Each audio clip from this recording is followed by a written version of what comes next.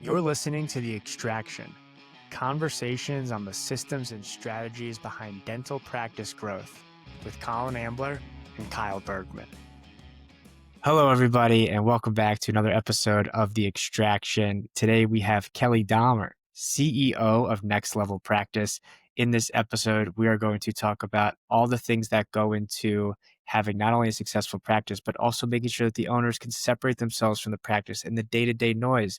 We talk about the nitty-gritty of generational bonuses, and we also talk about Zillow.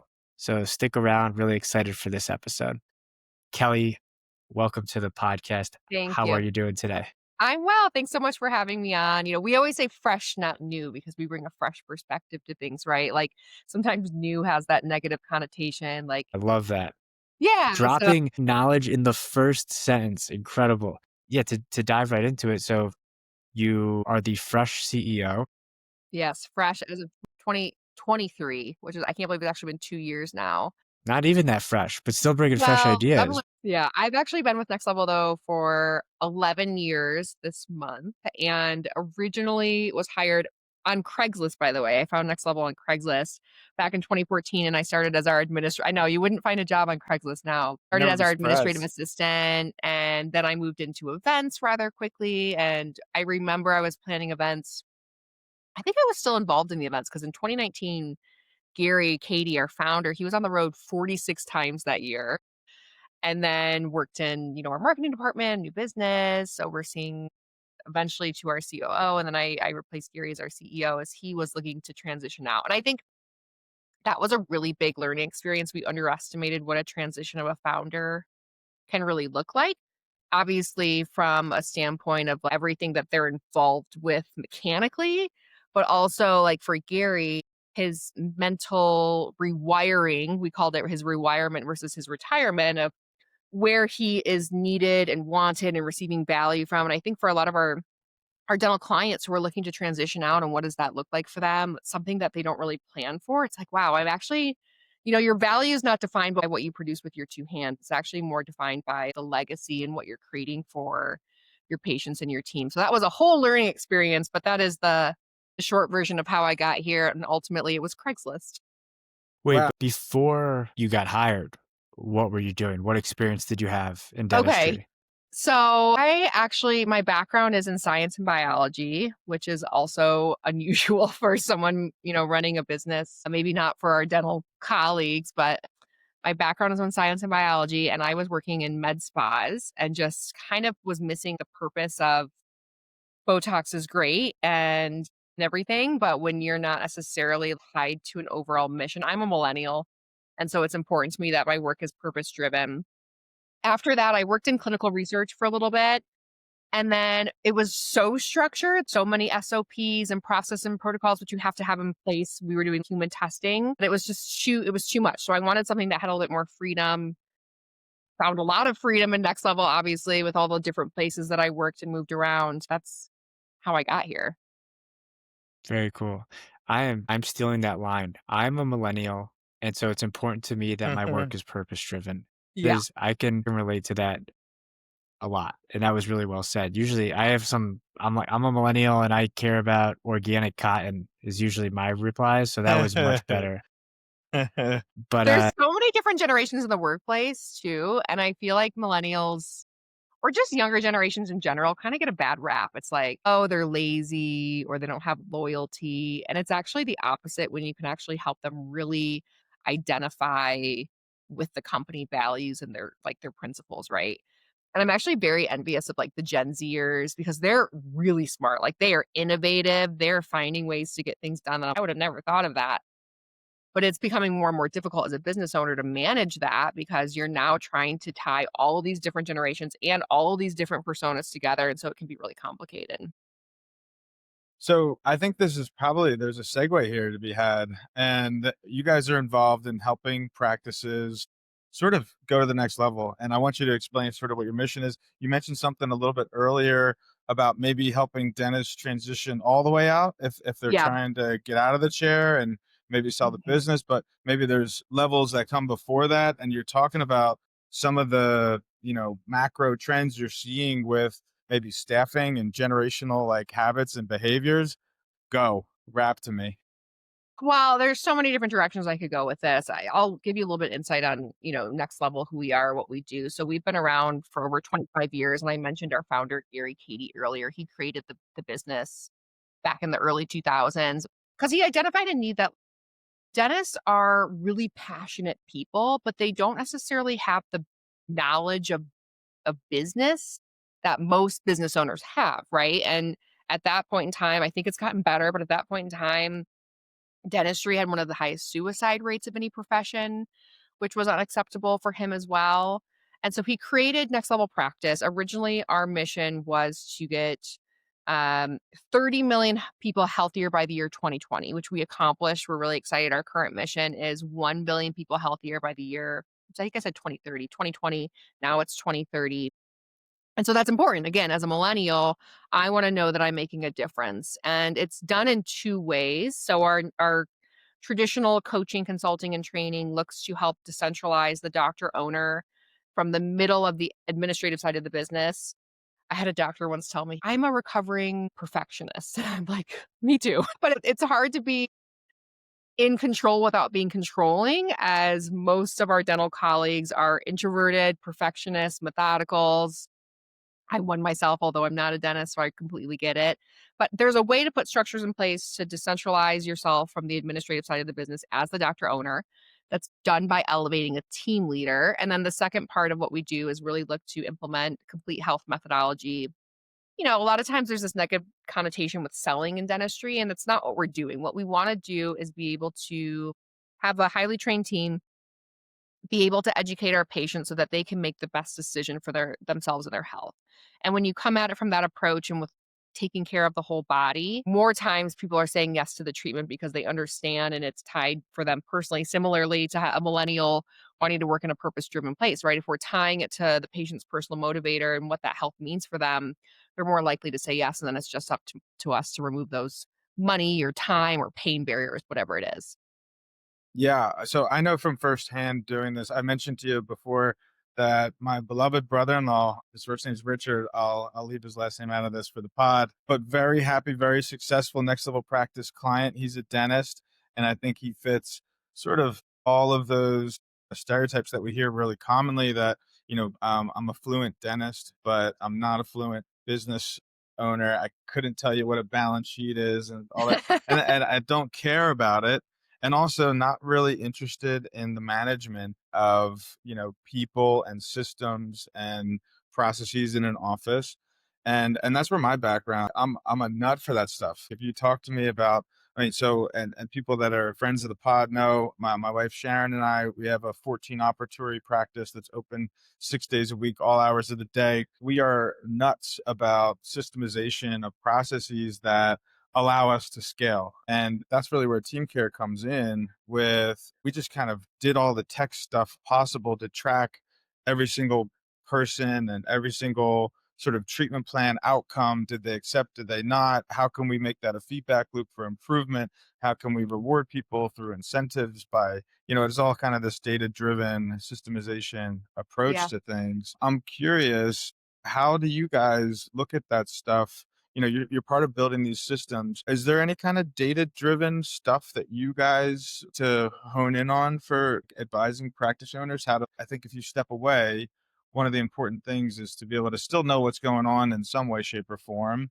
And so how have you guys gone through the process of that with your clients?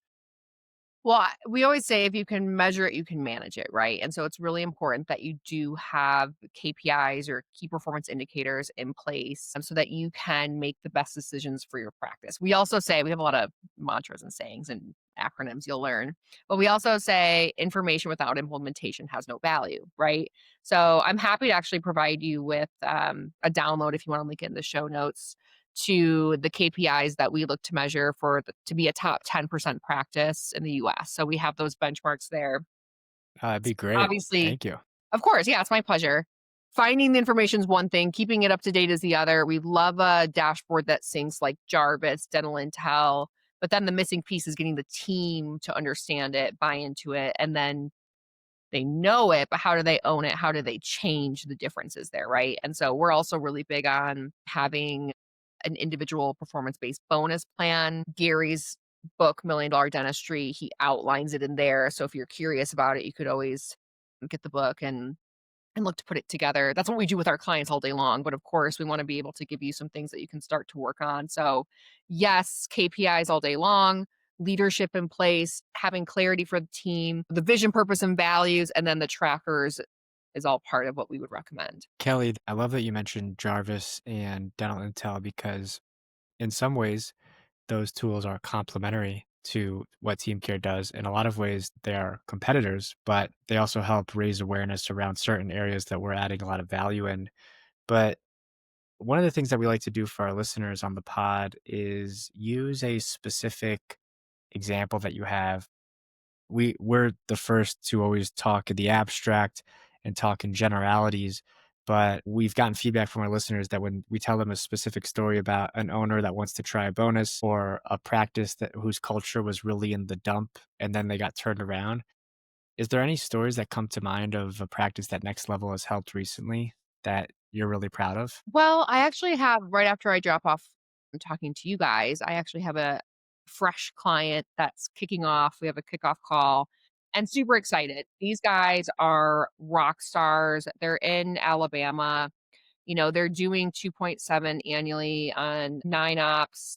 Their capacity is 5.8, so they certainly have a lot of untapped potential to be able to grow and scale. And I think a lot of times when people think that, they're like, "Oh, that means I have to do more." It's like, no, sometimes you're already doing the work, you're just not capturing it or maximizing it. So that would be called working harder, not smarter. So that's what we would look to do to try and really maximize them.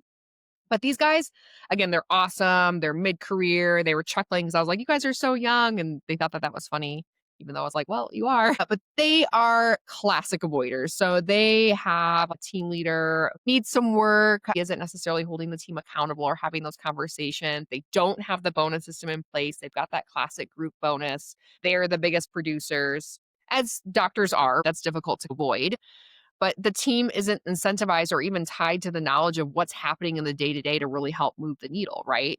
So I'm excited to kick off with them. I think they're going to have huge success. So that's the first group that really comes to mind. That's great. Important question. Do you know if they're War Eagle or Roll Tide? I feel like that's important to know going into a meeting with Alabama practice. I should have asked that.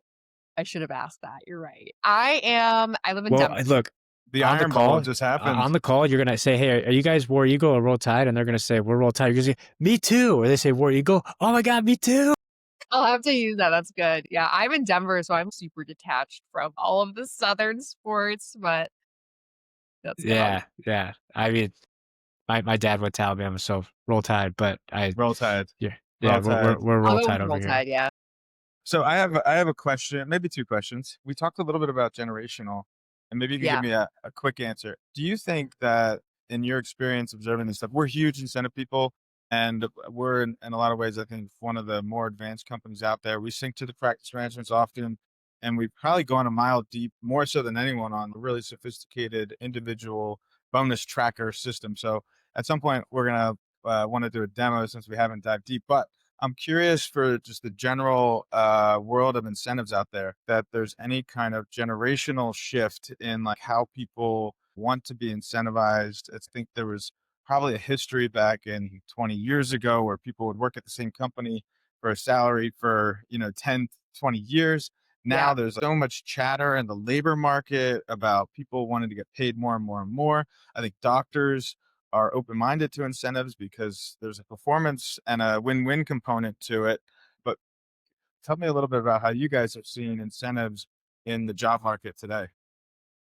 It's so interesting because there's a lot of research out there, actually, Gallup, and I'm not sure who's doing all the research that's actually showing that the number one reason why people are leaving their current place of employment is not because of pay. It's actually because of clarity of role or maybe management or maybe because they're not seeing that purpose driven work. So obviously compensation is a big part of it. I go on Instagram and all I see is stuff about the economy and uncertainty, and it's part of our daily lives. We can't get around that. And I think that the missing piece, and I mentioned this briefly earlier, is part of our structure is really vision, purpose, and values. Because what you have is you actually have 4 different types of Yeah. personas inside of your practice. So you have 5 generations in the workforce and then 4 personas. And so it can kind of become complicated. It's actually very simple, but it can seem very complicated where you've got humanists who are very much tied to impact. What impact are they making on individuals or health or community, whatever it might be? You've got methodicals or who are the highly detail oriented. If you love a checklist and you love to check off a checklist, you're probably methodical. I love to do that all day long. I've got sticky notes everywhere, right? Competitives, number driven, they're probably like, this bonus system is awesome. I don't need any other details. I'm going to just crush this bonus system. And then you have your spontaneous who are planning happy hour. They're like the squirrel, like they're super easily distracted and they're fun, right? They want to have fun in the workplace. Rare persona in dentistry, but what you're probably sensing is that maybe you have some older generations inside of your practice that are humanists. Like the older generations that are competitive are probably more tied to the bonus system. But if you don't have vision, purpose, and values, again, I said our mission is to get 1 billion people healthier by the year 2030, right?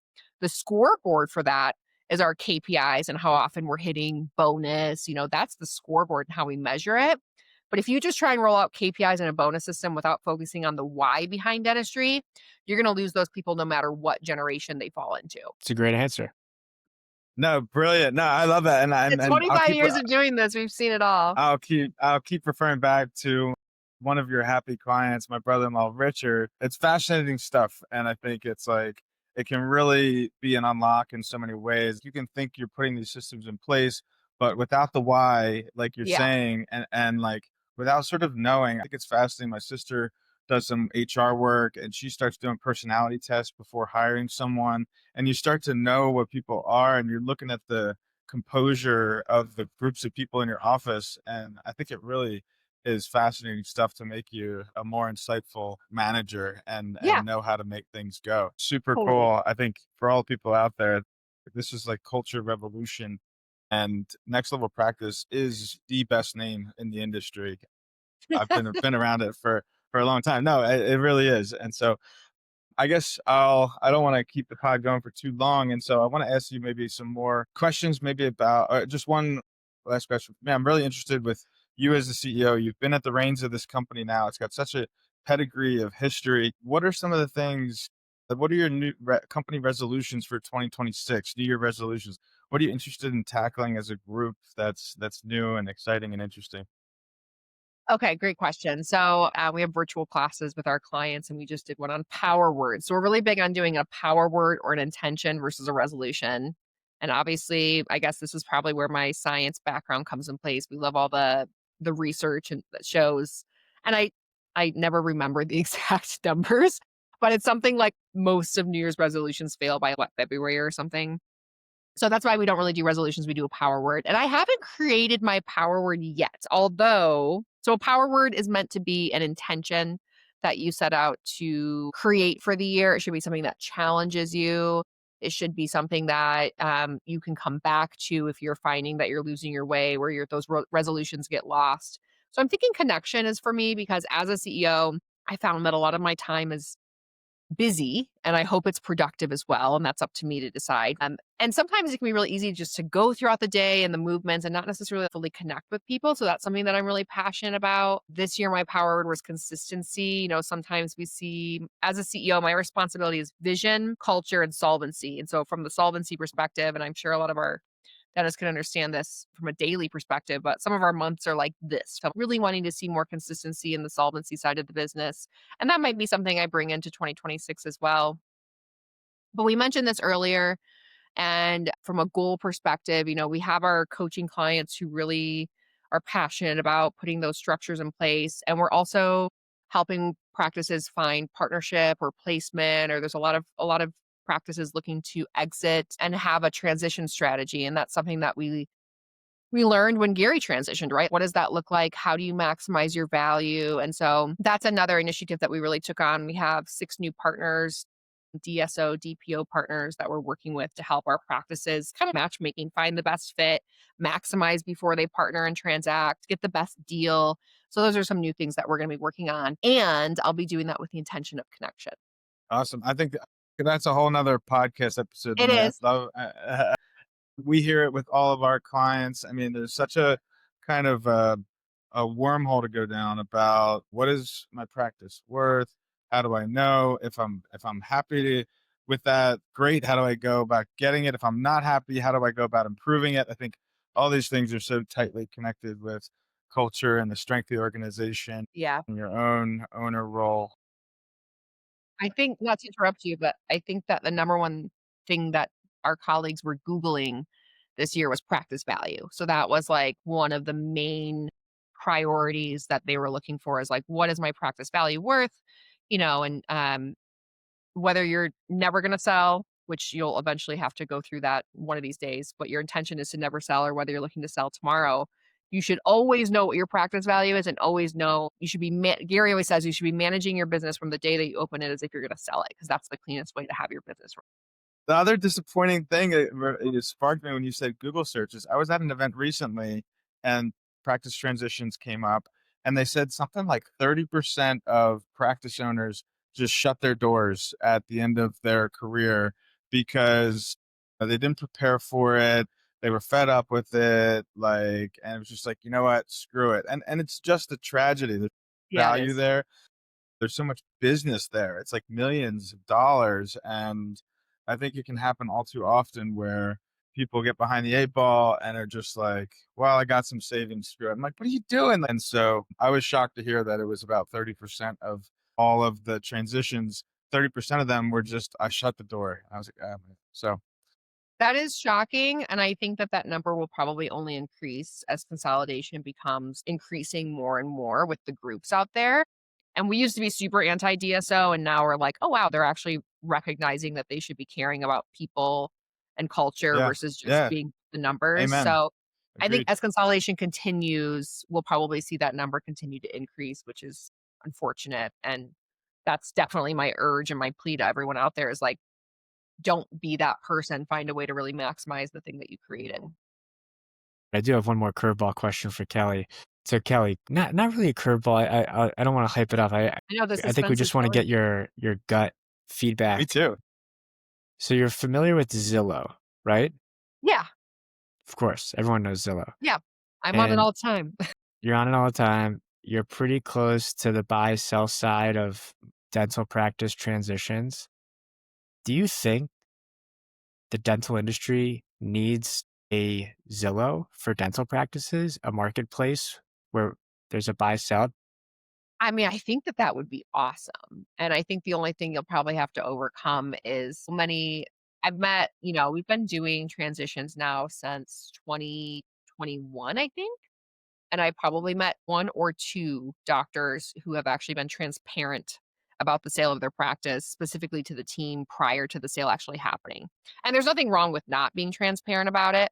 It's just that you don't really want to spill the beans too soon or have people get spooked. So that would be the only thing you'd have to really overcome, is like, it'd have to be some sort of private back end thing, but it would be great for for people to be able to go on and see, swiping through the photos and when did it last sale for what amount. Like, I love Yeah. Zillow, so I think This that is that could be really cool. what's my Zet? Yes, yes. Awesome. Dentiment? Yeah, Yeah. I love it. Yes, Destiment? Maybe? That's great. That's great. Sure. But if you're listening and you're an owner, know that Next Level does two things really, really well. They help decentralize the doctor, the owner, from the admin side of the day-to-day business, and they also help implement complete health dentistry with the team to strengthen the standard of care and remove kind of the quote selling aspect, which I love. And if that resonates with you and you want to receive a 30-minute complimentary call with Kelly, she's provided us with a link, which we're going to share in the show notes. So Jaden, put that in the show notes. Jaden is our lovely admin on the back end. Maybe a future CEO like Kelly. Yeah, to me, I think if you can get specific on your practice, even though whether that's where you want to go or what you're dealing with, I'm happy to talk and meet and help point in the right direction. Awesome. Yeah. Congrats on all your success, Kelly. It's been awesome having you on. It's super interesting. I think there's a lot of crossover. Yeah, always happy to be back. Thank you so much for having me.